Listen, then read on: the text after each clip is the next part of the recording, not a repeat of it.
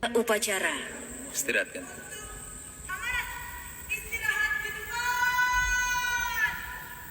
Siap, istirahat di tempat. Assalamualaikum warahmatullahi wabarakatuh. Waalaikumsalam warahmatullahi wabarakatuh. Sampurasun. Rampas. Saudara Wakil Gubernur Jawa Barat yang saya hormati, Ya, Ketua DPRD Provinsi Jawa Barat, Kapolda Jabar, Wakajati Jabar, ya, yang mewakili Pangdam 3 Siliwangi, betul. Pamen Ahli Pangdam 3 Siliwangi yang hadir pada kesempatan pagi hari ini, Saudara Sekretaris Daerah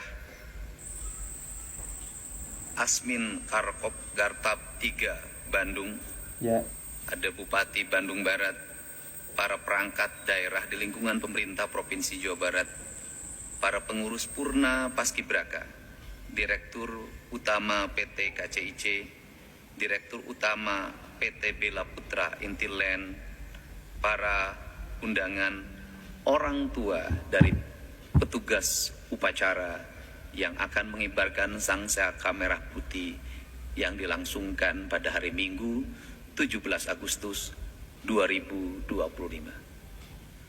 Pagi hari ini adalah pagi yang bersejarah, yang merupakan catatan yang sangat indah dalam perjalanan Anda sebagai generasi muda Ya, Negara Kesatuan Republik Indonesia. Generasi muda Jawa Barat, generasi muda dari Jawa sekian Barat. banyak orang yang mengikuti seleksi, Anda semua adalah orang-orang, siswa-siswa, para kesatria terpilih untuk mengibarkan sangsaka merah putih. Simbol pengibaran adalah merupakan hal yang menjadi kelaziman dalam kehidupan berbangsa, berbudaya, dan beragama. Ya, saya sangat Dalam setuju, kehidupan berbangsa ada yang disebut dengan lambang negara. Lambang negara Dalam Pancasila. kehidupan berbudaya ada yang menjadi lambang daerah. Lambang daerah. Dalam kehidupan beragama juga ada lambang dan simbol-simbol agama. Simbol-simbol agama. Seluruh lambang-lambang itu selalu kita sakralkan dalam setiap waktu. Selalu kita hormati. Manakala direndahkan, manakala dilecehkan, Ya.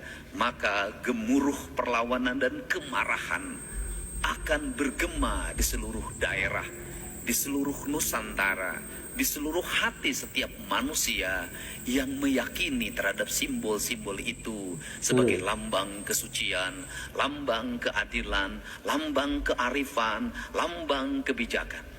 Betul. Itu adalah konsekuensi karena hidup diisi dengan simbol. Ada simbol warna, ada simbol busana, ada simbol ikat kepala, ada simbol alas kaki. Hidup adalah simbol. Simbol ya. Tetapi kita tidak boleh berhenti pada simbol. Nah, saya Kalau sangat kita setuju. hidup hanya membesarkan simbol tanpa memahami isi dari simbol itu, Betul. maka kita akan menjadi para pemuja tanpa makna. Pemuja tanpa makna. Tetapi simbol adalah lambang yang di dalamnya terkandung makna filosofi yang mendasar, Ya. tentang makna merah, tentang makna putih, Makna tentang merah. makna keberanian berkorban, tentang makna mengabdikan diri totalitas, kata orang Sunda, tiluhur sausap rambut, tihandap saibas dampal, buk salambar getih satete, semuanya adalah dibaktikan bagi negara kesatuan Republik Indonesia. Karena kalimat dibaktikan, maka dalam ideologi kebudayaan, para pengabdi, para pembakti itu disebutlah budak. Budak ya. Cak dalam bahasa Jawa. Maka dalam kaidah Sunda ada yang disebut dengan budak angun. Budak angun dilambangkan sebagai seseorang satria piningit yang Satria mampu piningit. mengelola, menjadi cahaya bagi kehidupan, membawa penerangan menuju jalan kebajikan, jalan kemuliaan, dalam jalan keadilan. Ya, betul, Tetapi sesungguhnya budak itu adalah orang yang mau diperbudak dirinya oleh siapa? Dia mau diperbudak oleh negaranya. Dia mau diperbudak oleh rakyatnya. Dia mau melakukan apapun sebagai budak. Demi apa? Demi tegaknya negara kesatuan Republik Indonesia. Tegaknya negara kesatuan Republik Indonesia dilambangkan dengan apa? Dilambangkan dengan tumbuhnya semangat keadilan, kemakmuran, di mana masyarakat memiliki kesempatan yang sama untuk hidup secara merdeka, berdaulat, adil, dan makmur. Secara merdeka adalah dia merdeka untuk mendapat pekerjaan. Dia merdeka untuk mendapat penghidupan. Dia merdeka di jalan, jalannya tertib. Dia merdeka di rumah, rumahnya tentram. Dia merdeka di sawah, sawahnya tertata. Dia merdeka di industri, hak dan kewajibannya berjalan dengan baik. Kemerdekaan bukanlah kebebasan personal, tapi kemerdekaan adalah kebebasan komunal. Karena kebebasan komunal, maka kemerdekaan bebas bagi yang satu, tidak bebas bagi yang lain. Maka siklus itu dibangunlah yang disebut dengan spirit kemanusiaan, persatuan, kerakyatan, dan keadilan. Jadi makna kemerdekaan tanpa batas itu tidak ada. Yang ada adalah makna kemerdekaan yang memerdekakan orang lain. Waduh, bagus banget ini pidato KDM. Di jalan raya kita memacu mobil dengan tinggi pacuannya. Kita merdeka. Pertanyaannya adalah, apakah kemerdekaan kita kemudian memperbudak orang lain? Di jalan raya kita menyalakan knalpot yang sangat kencang. Pertanyaannya adalah, apakah knalpot yang merdeka itu kemudian memerdekakan orang lain atau memperbudak orang lain? Membangun rumah punya kebebasan apapun, tetapi apakah rumah kita yang kita bangun itu memberikan penderitaan tidak bagi orang lain? Menguasai kekayaan alam hak kita, tetapi persoalannya apakah menguasai kekayaan yang sangat luas itu memberikan penderitaan tidak bagi orang lain? Kemerdekaan tidak bisa ditafsirkan secara sepihak. Kemerdekaan harus ditafsirkan secara kolektif. Dalam semangat apa? Dalam semangat konstitusi negara yang diatur dalam Undang-Undang Dasar 1945. Betul. Maka di hari kemerdekaan ini ada Pak Bupati Bandung Barat hari ini. Saya hari ini mengeluarkan surat edaran pada seluruh bupati wali kota untuk sifatnya ajakan, sifatnya himbauan. Ya, betul. Karena setiap daerah punya otonom untuk menentukan sikapnya masing-masing. Himbauan dan ajakannya adalah pajak bumi dan bangunan perorangan yang tertunggak berpuluh-puluh tahun ke belakang agar dibebaskan. Terhitung pembayarannya hanya tahun ini dan ke depan. Nah, saya setuju banget kalau ini itu adalah ya. sintesa dari berbagai problem yang bergelut. Kenapa? Nunggu yang bayar nunggak ya tidak akan pernah ada. Betul banget. Tetapi membebaskannya agar dia ringan menjadi manusia yang merdeka. Betul. Kemudian membayar dengan hanya tahun ini jauh lebih meringankan. Betul, itu sudah saya sangat praktekkan setuju dalam itu. pembayaran pajak kendaraan bermotor. Ini spirit pemimpin menangkap gejolak yang terjadi, keinginan yang berkembang. Untuk itu, saya minta pada saudara-saudara semua, adik-adikku, putra kusuma bangsa. Beberapa tahapan akan Anda alami sebagai manusia, sebagai generasi. Yang pertama, ajaran leluhur jangan dilupakan. Nah, betul banget. Kenapa? Jangan pernah dilupakan ya. Kita hari ini sibuk hanya dengan bicara gizi. Kita hari ini sibuk hanya dengan bicara nabati dan kalori. Kita hari ini sibuk hanya dengan bicara protein dan lemak. Amanat Pembina Upacara. Itu dia KDM selaku pembina upacara pengumuman Paskibra tingkat Provinsi Jawa Barat. Pidato KDM ini memberikan kita pelajaran untuk mengajak kita untuk mengintrospeksi diri kita. Apakah kemerdekaan yang kita alami hari ini telah merugikan orang lain atau telah merampas kemerdekaan orang lain? KDM ingin mengajak kita semua untuk merdeka bersama-sama, tidak merampas hak milik orang lain. Sebagai contohnya tadi soal knalpot ya. Knalpot yang keras memang itu memiliki kemerdekaan kita sendiri, tapi itu juga merampas kemerdekaan orang lain, mengganggu kemerdekaan orang lain. Kita lanjutkan untuk video berikutnya. Atau orang tua dari pengibar bendera pusaka yang telah menyelesaikan tugasnya dengan baik. Ya. Dan sebagai bentuk apresiasi, saya memberikan bonus 150 juta Waduh, untuk mendapatkan bonus ya. seluruh pasukan pengibar bendera pusaka.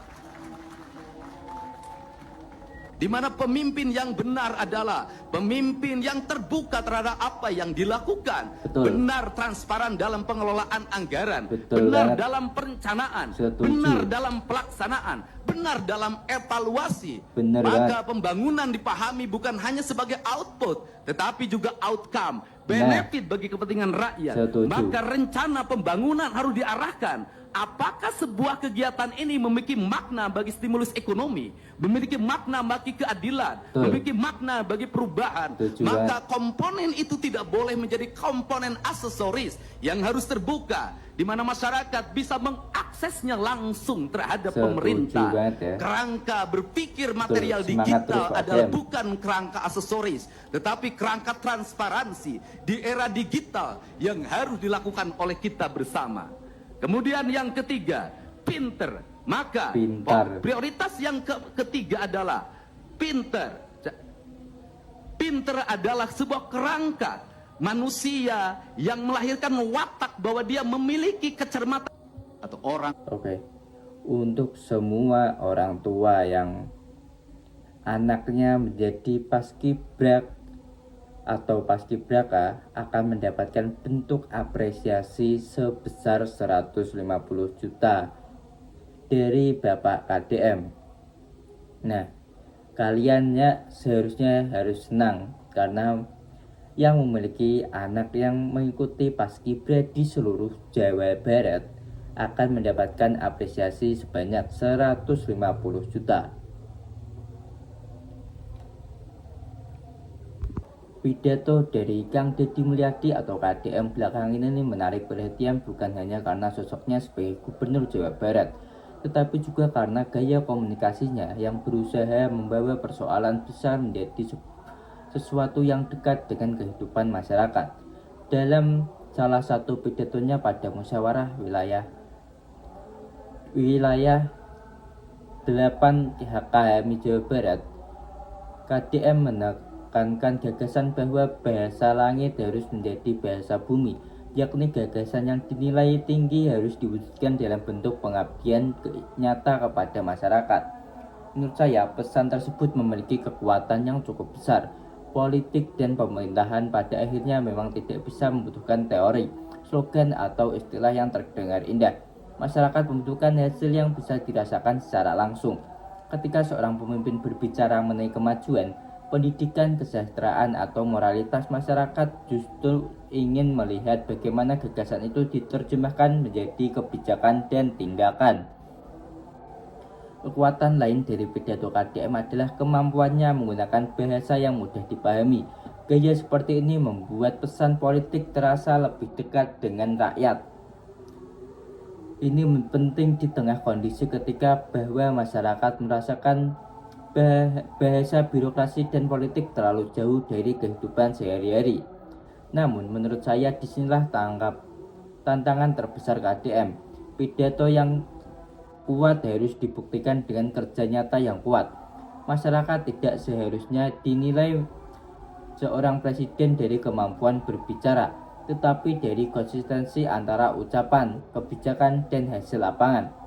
Contohnya, ketika KDM berbicara mengenai persoalan masyarakat Jawa Barat, ia juga menyoroti kebiasaan berhutang untuk membiayai hajatan dan pernikahan. Menurutnya, dapat menjadi salah satu faktor pendorong warga mencari pekerjaan ke luar negeri secara ilegal dan meningkatkan kerentanan terhadap TPPO.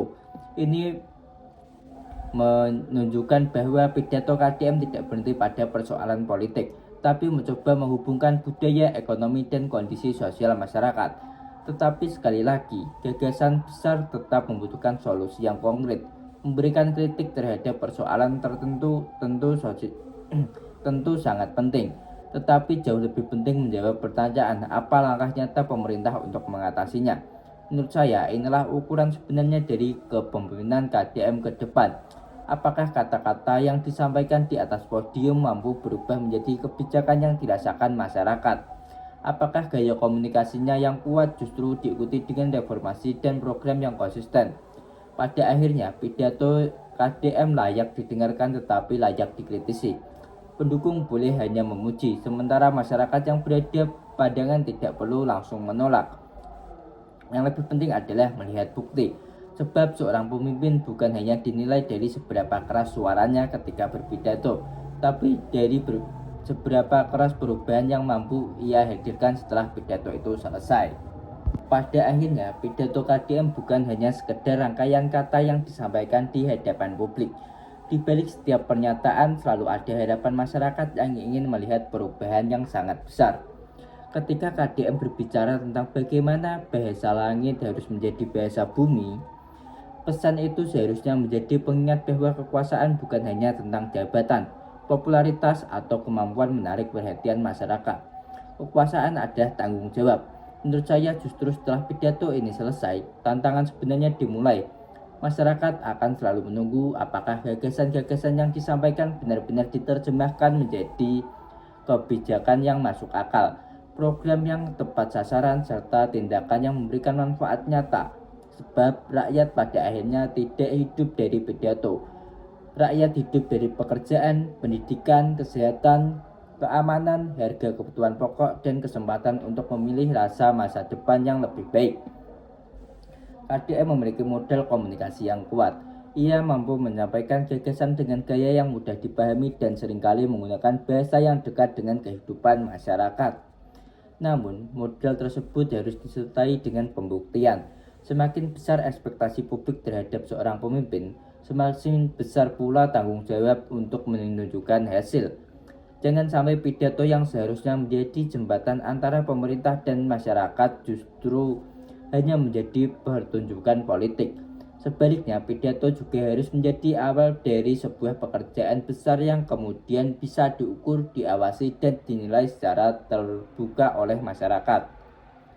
Karena itu, menurut saya publik juga tidak perlu terburu-buru menganggap setiap pidato KDM sebagai sesuatu yang pasti benar, tapi juga tidak perlu langsung menganggapnya sebagai sesuatu yang salah. Dengarkan pesannya, lihat kebijakannya, dan kemudian nilai hasilnya. Sebab ukuran seorang pemimpin bukan seberapa banyak orang yang bertepuk tangan ketika ia berbicara, tapi seberapa banyak kehidupan masyarakat yang benar-benar berubah setelah ia bekerja. Dan kini pertanyaan kembali kepada kita semua. Apakah pidato KDM benar-benar menjadi awal perubahan atau hanya akan menjadi kata-kata kembali setelah mikrofon dimatikan? Menurut Anda, apakah gagasan KDM sudah mulai terlihat dalam tindakan nyata? Sampaikan pendapat Anda di kolom komentar.